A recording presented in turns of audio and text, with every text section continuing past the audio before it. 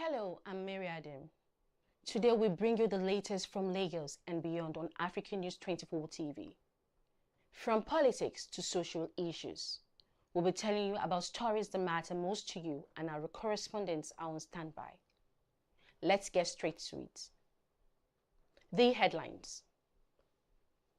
Police arrest robbers of suspected killers of Arise TV journalists. Court orders arrest of former INEC chairman Mahmoud Yakubu. Israel Hamas agreed to Gaza ceasefire hostage release. Now to the news in full. We begin with what may be some good news, as the long hand of the law appears to have caught up with the suspected killers of the Arise news anchor Somto Chukwu Madogo. This, as the Federal Capital Territory Police Command has arrested 12 members of a notorious armed robbery gang allegedly responsible for the brutal killing of the journalist in Abuja. The suspects were said to have also killed a security guard, Barnabas Danlami, during a robbery incident at Unique Apartment, Gishiri Village, Katankwe District, also in Abuja. The incident occurred in the early hours of September 29, 2025, when the robbers invaded the apartment at about 3:30 a.m. President Bola Tinubu has ordered security agencies to track down the criminals and bring them to justice. Police sources told journalists that 4 suspects were initially captured shortly after the attack and confessed to their roles in the crime. One of the suspects told police how he escaped with the victim's white Honda CR-V, which was later sold, and each member received 200,000 naira from the proceeds.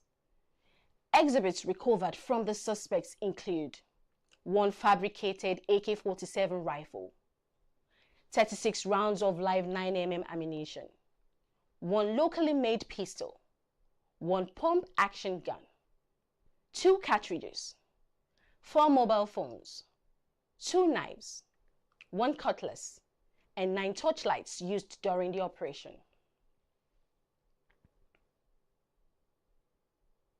Let's turn our attention to the court now, as the Special Offences Court sitting in Ikeja, Lagos State has adjourned until today, October 9, 2025, to rule on the admissibility of digital evidence presented by the Economic and Financial Crimes Commission. Justice Ramano Shode reserved the date after hearing arguments from both sides on the authenticity and certification of documents extracted from a former executive assistant to the former Central Bank of Nigeria Governor, Godwin Emefiele. Emefiele is facing a 19-count charge bordering on receiving gratification and corrupt demands. His co-defendant, Henry Omoyele, faces a 3-count charge for unlawful acceptance of gifts by agents. The charges involve alleged transactions amounting to $4.5 billion and 2.8 billion naira. Earlier, EFCC counsel Rotimi Oyedepo continued with the testimony of Operative Alvan Guruman, who detailed the digital trail uncovered during the investigation. The evidence presented included WhatsApp conversations between key individuals in the case. The witness explained that the acronym PCS found in the charts meant peace, a code signifying a unit of $1,000. Further analysis of the phone of Emefiele's former executive assistant, John Adetola, allegedly revealed charts with Eric Ebo instructing him to deliver $400,000 to the ex-governor. Still in the court, the Federal High Court in Osogbo, Osun State has ordered the arrest of the immediate past chairman of the Independent National Electoral Commission, Professor Mahmoud Yakubu, for allegedly disobeying a subsisting court order. Justice Fumilola Demi Ajayi issued the order directing the Inspector General of Police, Kayode Egbetokun, to arrest Yakubu and commence contempt and commit a proceeding against him within 7 days. The court also imposed a fine of 100,000 naira on the defendant. The ruling arose from a suit filed by the Action Alliance, which accused INEC and its former chairman of failing to comply with a previous judgment. In that judgment, The court had ordered INEC to upload the names of the party's national chairman, Adekunle Rufai Omoaje, and members of its National Executive Committee on the Commission's official website. And before that court decision, the erstwhile chairman of the Independent National Electoral Commission, INEC, Professor Mahmood Yakubu, has handed over the baton of leadership to Mai Agbamuche, who is now in the reins of the commission. Professor Yakubu's hands over after about 10 years of sitting on the saddle of the commission. He seeks support for his successor, Mai Agbamuche, who is sitting in before a substantive chairman is appointed. Before her appointment as the acting chairman, Mai Agbamuche was the longest-serving national commissioner with INEC.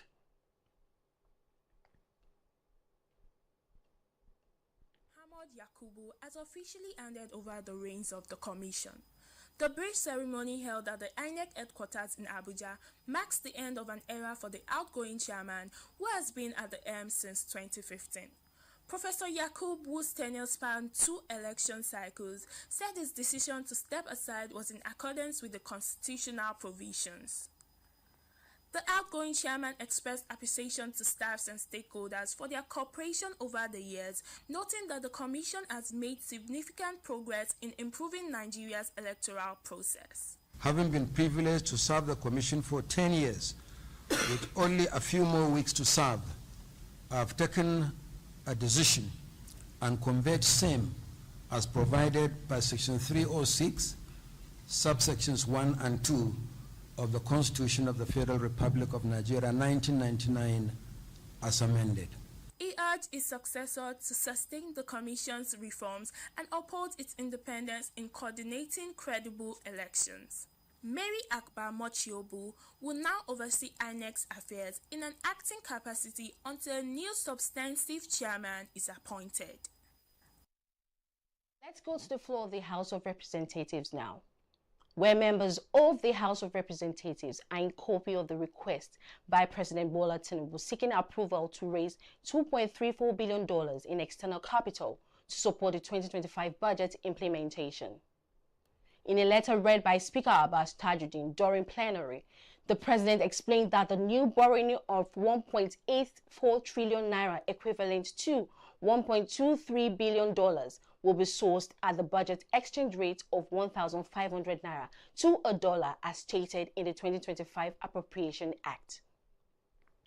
According to the request letter, the funds will be used to partly finance the 2025 budget deficit, refinance a $1.12 billion Eurobond maturing in November 2025, and access aggregate external capital of $2.35 billion through various options in the international capital market.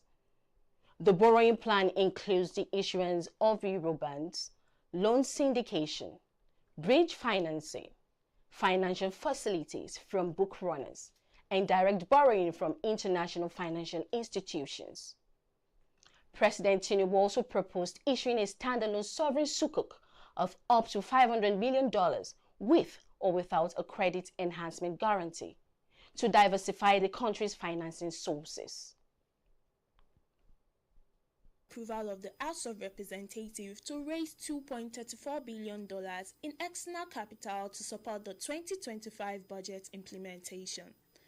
In a letter read by Speaker Abbas Tajuddin during plenary, the President explained the new borrowing of 1.84 trillion naira, equivalent to $1.23 billion, would be sourced at the budget exchange rate of 1,500 naira to a dollar, as stated in the 2025 Appropriation Act. 2. Refinance the USD 1,118,352,000 euro bonds at 7.625%, USD 1.118 billion, November 2025, which is maturing on November 21st, 2025. 3.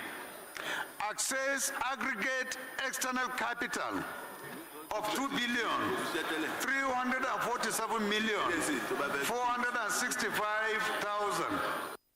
According to the request, the funds would be used to partly finance the 2025 budget deficit, refinance a $1.12 billion Eurobond maturing in November 2025, and access aggregate external capital of $2.35 billion through various options in the international capital markets. The borrowing plan includes the insurance of Eurobonds, loan syndication, bridge financing, financial facilities from book runners, and direct borrowing from international financial institutions. President Tinubu also proposed issuing a standalone sovereign SUKIC of up to $500 million with or without a credit enhancement guarantee to diversify the country's Capital Territory may soon begin wearing new looks, as the Minister of the Federal Capital Territory, Nyesom Wike, has flagged off the rehabilitation of 73 government secondary schools. In addition, the minister has committed to the reconstruction of the old Kefi Road in Abuja. We have more in this next report.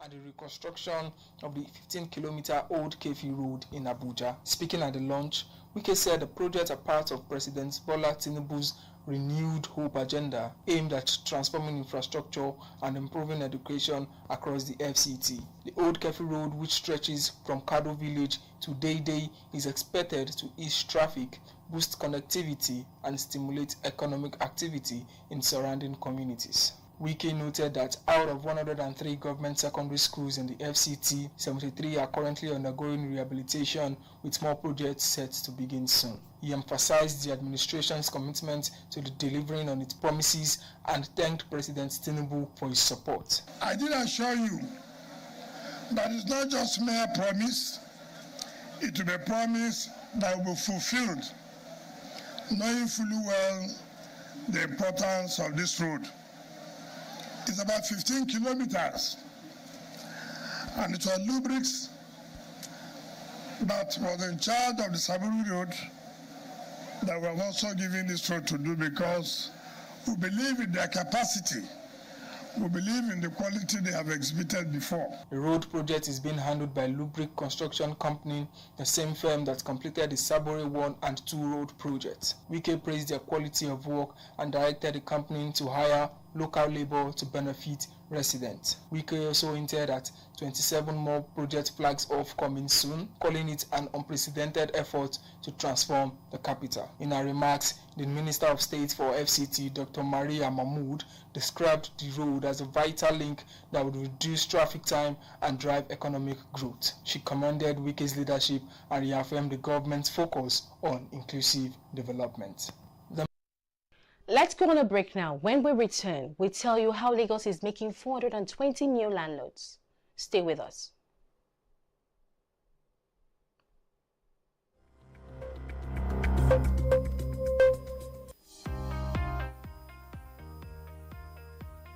Africa faces a major challenge of dominance as leaders refuse to step down and hold on to power despite time and age failing them.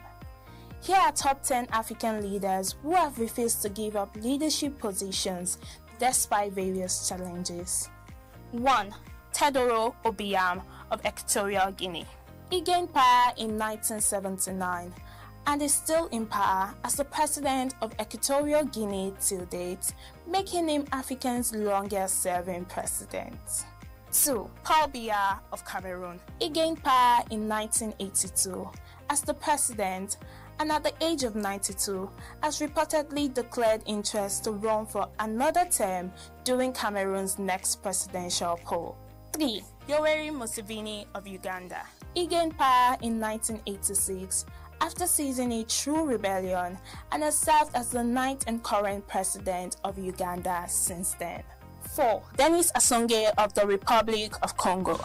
He gained power in 1997 and before then has served as the president between 1979 to 1992. He passed the new constitution in 2015, which enabled him to stand for another term in 2016 and 2021 presidential elections with a majority in the first round. 5. Paul Kagame of Rwanda. a politician and former military officer. He gained power in 2000 after leading the Rwanda Patriotic Front. 6. Esaya Afrik of Eritrea is a politician and leader who gained power since independence in 1993 as the president of Eritrea and the former chairman of the People's Front for Democracy and Justice since 1994. 7. Ismail Omar of Djibouti.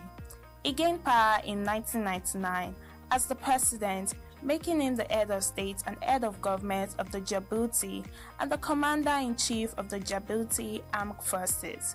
He's been there up to date. 8. Foran Asingbe of Togo. He gained power in 2005 after his father's 38-year rule and is no longer in power as of May 3, 2025, after he was succeeded by Jane Lucien as the first president of the Council of Ministers, while the role of president became ceremonial. 9. Alassane Ouattara of Ivory Coast. He gained power as the president since 2010 with controversial re-election bids, but he remains the president of Côte d'Ivoire till date. 10. Ali Bongo of Gabon. He is a politician and dictator. He was the third president of Gabon from 2009 until he was deposed in a coup in 2023. He ruled for 14 years after succeeding his father's 42-year reign.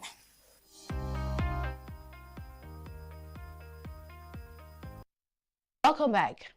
The state governor has pledged his commitment of his administration to reduce Lagos's high tenancy rate. Sanwo-Olu gives part of plans to achieve this by expanding access to affordable housing across the state. He was speaking at the commissioning of the Sonny Akinsanya Ajose housing estate in Ajara, Badagry, where he unveils 422 housing units, which is the 24th housing project by his administration. Check out for more in this report.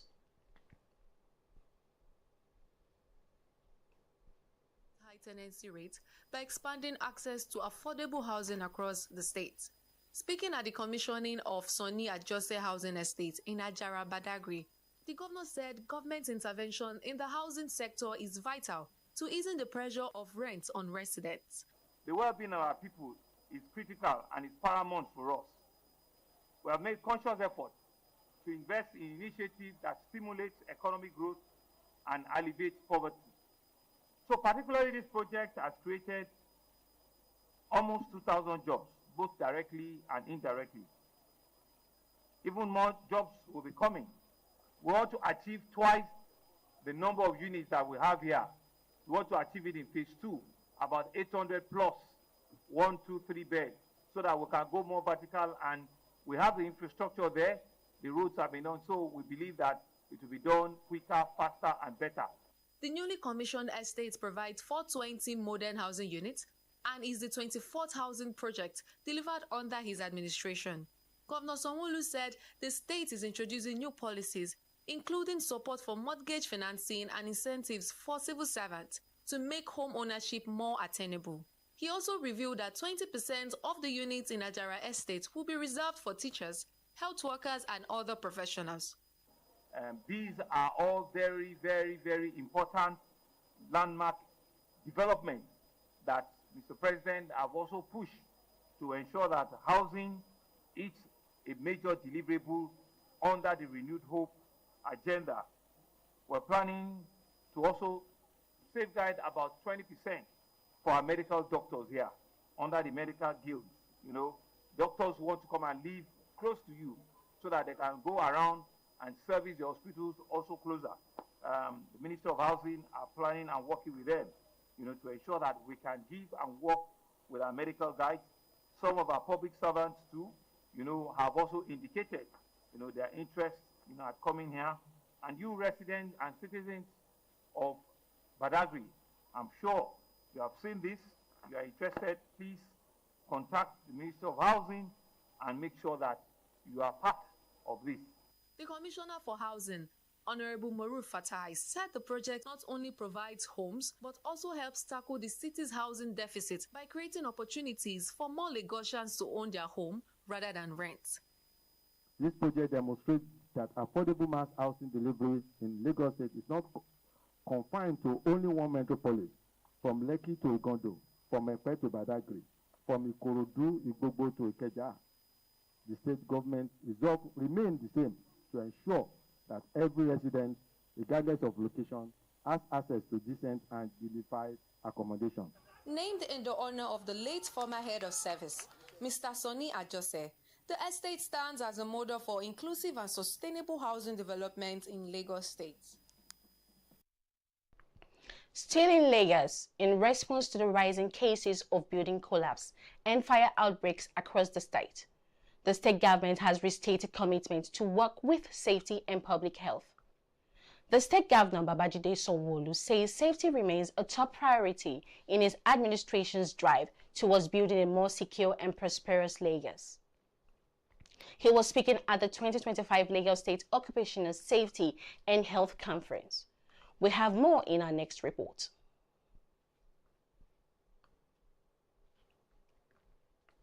Of sustainable economic growth.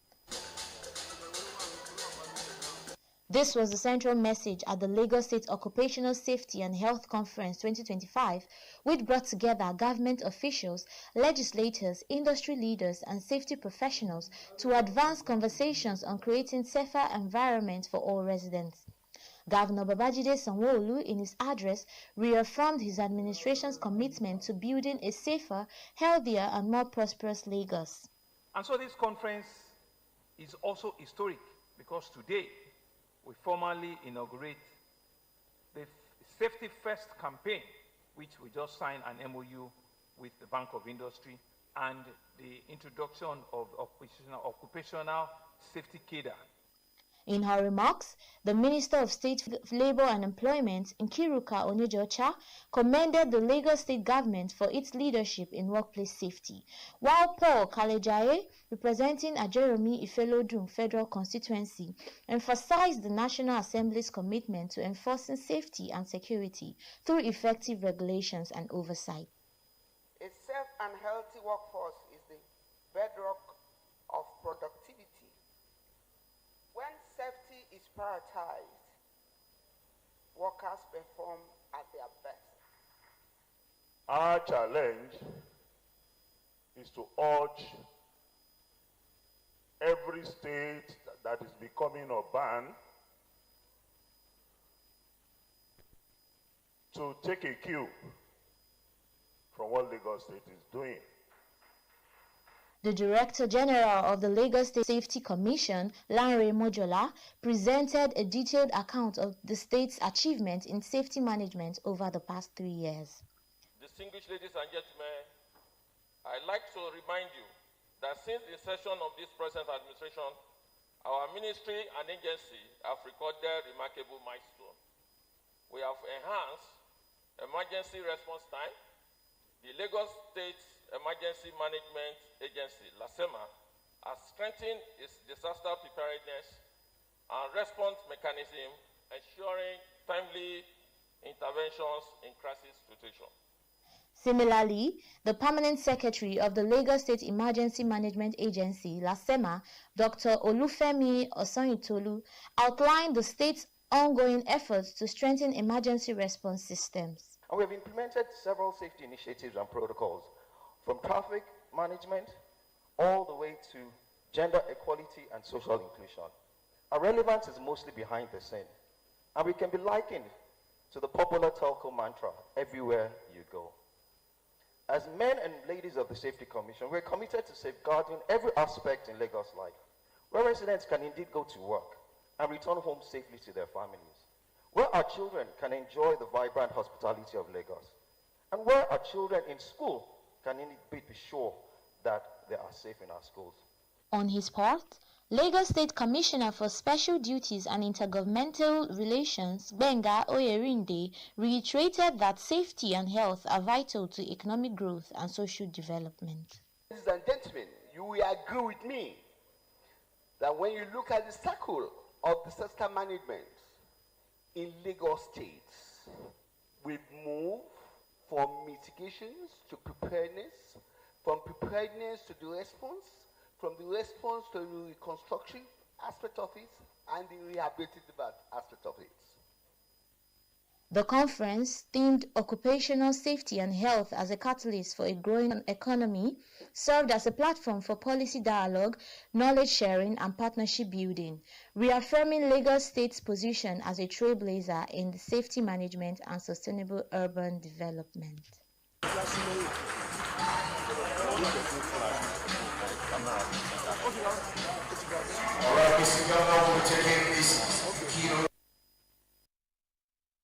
The Rivers State Governor, Siminalayi Fubara, has promised to begin the renovation of the state secretariat.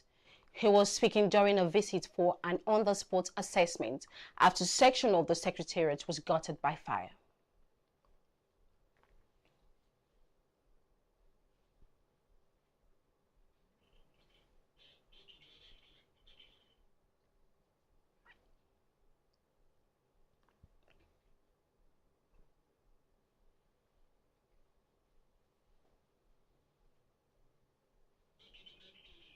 And on the foreign scene, Israel and Hamas have reached a long-awaited ceasefire and hostage release agreement, marking the first phase of U.S. President Donald Trump's plan to end the devastating war in Gaza. The conflict, which has claimed more than 67,000 lives and transformed regional dynamics, began 2 years ago following Hamas militants' cross-border assault on Israel. The new agreement, brokered through indirect talks in Egypt, represents the initial stage of Trump's 20-point framework aimed at achieving lasting peace in the Palestinian enclave. And in France, French President Emmanuel Macron has promised to appoint a new prime minister within the next 2 days. Macron's office added that a majority of lawmakers were against holding a snap parliamentary election amid France's worst crisis in decades. France's fifth prime minister in 2 years, Sébastien Lecornu, tendered his and his government's resignation on Monday, just hours after announcing the cabinet's lineup, making it the shortest-lived administration in modern France. But on Macron's request, Lecornu has held further consultations with political leaders spanning the center-left to center-right in an effort to defuse the crisis. Praise Adeleke is standing by to give us some news in the world of business. Hello, Praise. Thank you, Mary. On Business Today, the federal government of Nigeria has announced the scrapping of revenue collection deduction, a major step aimed at strengthening fiscal transparency and accountability. The Minister of Finance, Wale Edun, made this revelation while speaking at the launch of the World Bank October Nigeria Development Update.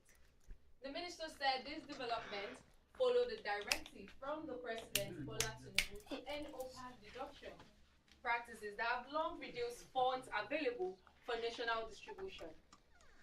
According to Edun, under the new policy, all gross revenue will now be paid directly to the Federation account before any disbursement to the 3 tiers of government, effectively eliminating hidden subtractions. He adds that the reform is designed to promote transparency, ensure predictable revenue flows, and improve accountability in public spending.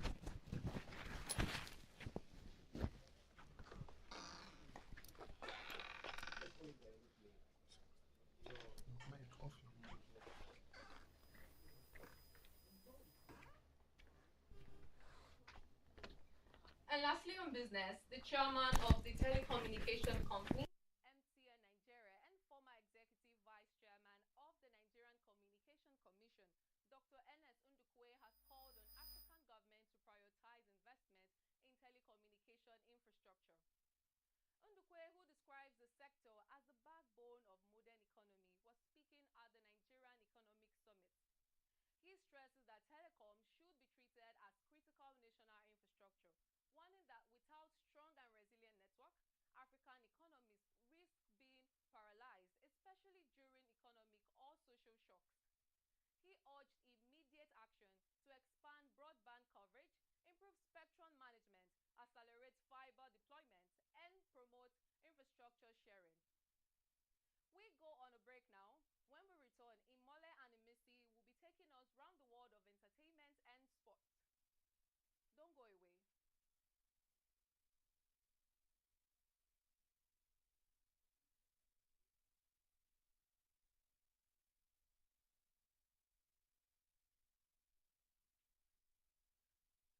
faces a major challenge of dominance as leaders refuse to step down and hold on to power despite time and age failing them.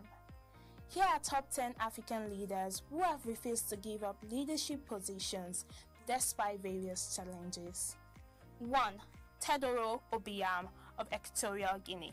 He gained power in 1979 and is still in power as the president of Equatorial Guinea till date, making him Africa's longest-serving president. 2. Paul Biya of Cameroon. He gained power in 1982 as the president and at the age of 92 has reportedly declared interest to run for another term during Cameroon's next presidential poll. 3. Yoweri Museveni of Uganda. He gained power in 1986 after seizing a true rebellion and has served as the 9th and current president of Uganda since then. 4. Denis Asonge of the Republic of Congo. He gained power in 1997 and before then has served as the president between 1979 to 1992. He passed the new constitution in 2015, which enabled him to stand for another term in 2016 and 2021 presidential elections with a majority in the first round. 5. Paul Kagame of Rwanda, a politician and former military officer. He gained power in 2000 after leading the Rwanda Patriotic Front. 6. Isaiah Afwerki of Eritrea is a politician and leader who gained power since independence in 1993 as the president of Eritrea and the former chairman of the People's Front for Democracy and Justice since 1994. 7. Ismail Omar of Djibouti. He gained power in 1999 as the president, making him the head of state and head of government of the Djibouti and the commander-in-chief of the Djibouti Armed Forces. He's been there up to date. 8. Faure Asingbe of Togo. He gained power in 2005 after his father's 38-year rule and is no longer in power as of May 3, 2025, after he was succeeded by Jane Lucian as the first president of the Council of Ministers, while the role of president became ceremonial. 9. Alassane Ouattara of Ivory Coast. He gained power as the president since 2010 with controversial re-election bids, but he remains the president of Côte d'Ivoire till date. 10. Ali Bongo of Gabon. He is a politician and dictator. He was the 3rd president of Gabon from 2009 until he was deposed in a coup in 2023. He ruled for 14 years after.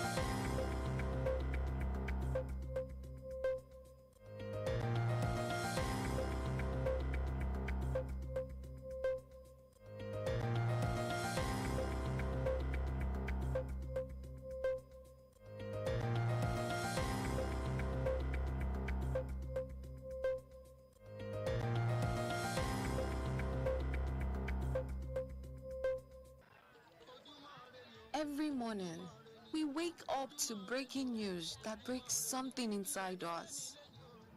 Another girl gone, another mother wailing, another life violently erased. What used to be rare is now routine. From city corners to quiet towns, girls are being haunted in a society that's slowly normalizing their disappearance. The world scrolls past their faces on social media, their names trending briefly before vanishing into silence. Streets filled with laughter have become corridors of fears.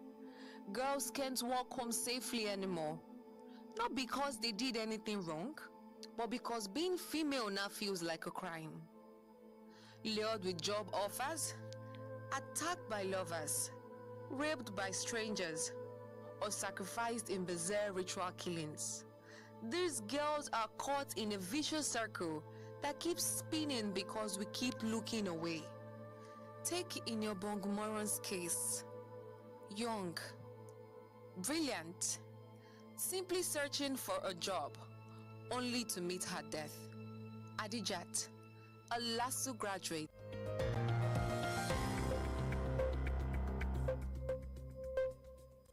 Welcome back. I'm Imisioluwa Afumisho on Entertainment Today.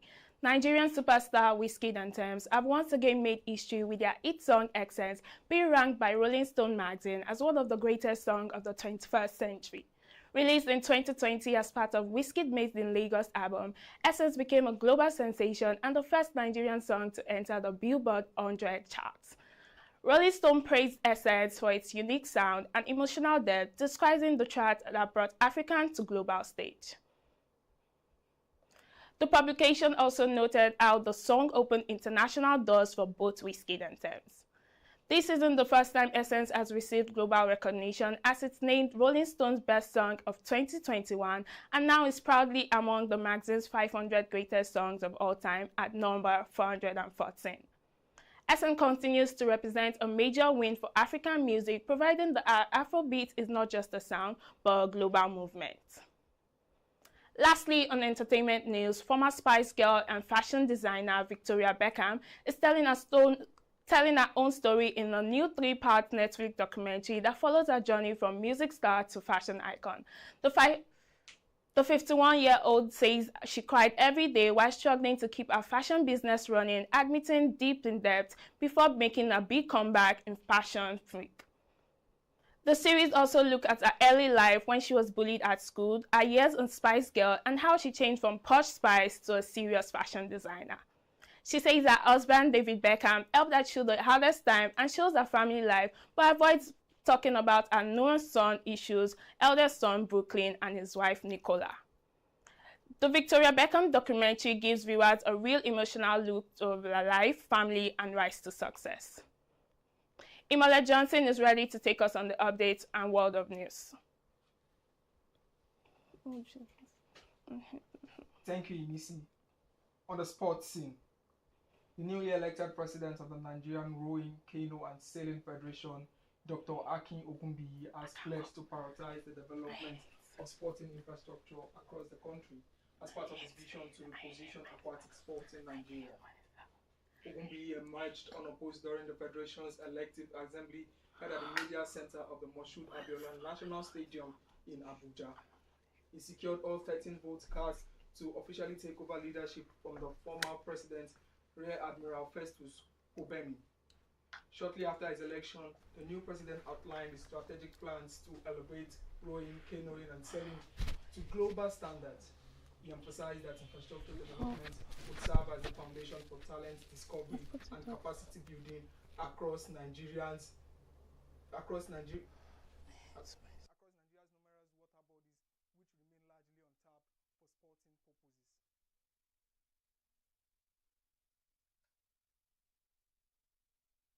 And it's official. Egypt has secured its place at its 2026 FIFA World Cup after commanding 3-0 victory over Djibouti on Wednesday. The result makes the Pharaohs the third African nation to qualify for the tournament, joining Morocco and Tunisia. The North African giants sealed their qualification in style with goals from Ibrahim Adel and 2 from star forward Mohamed Salah, ensuring they finished top of Group A.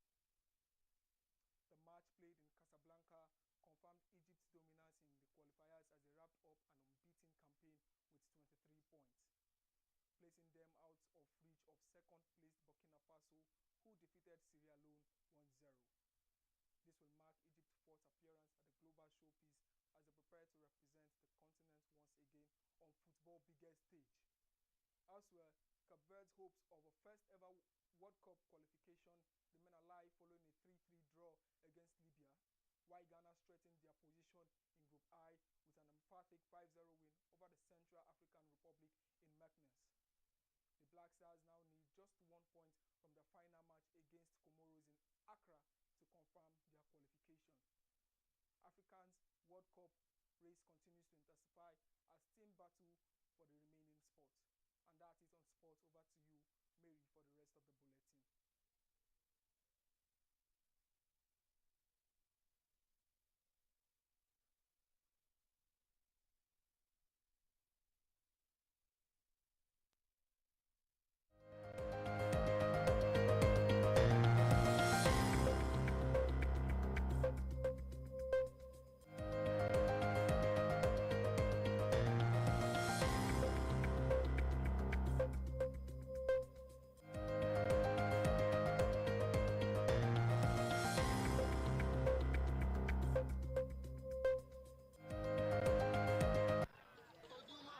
Every morning, we wake up to breaking news that breaks something inside us.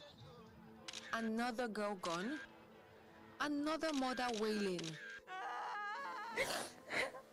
another life violently erased. What used to be rare is now routine. From city corners to quiet towns, girls are being haunted in a society that's slowly normalizing their disappearance. The world scrolls past their faces on social media, their names trending briefly before vanishing into silence.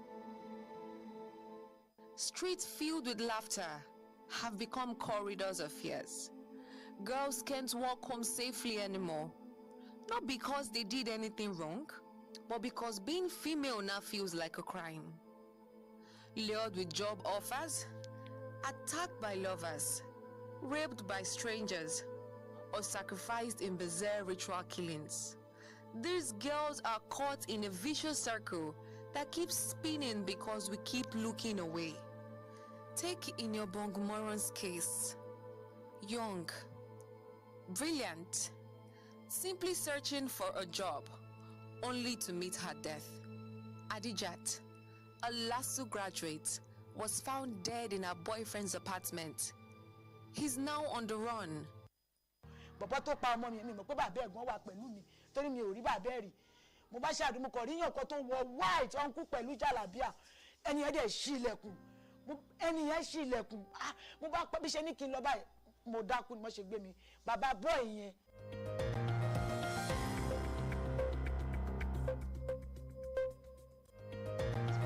All our social media platforms for news and updates on Nigeria, Africa, and around the world. I'm Mary Adam. Bye for now.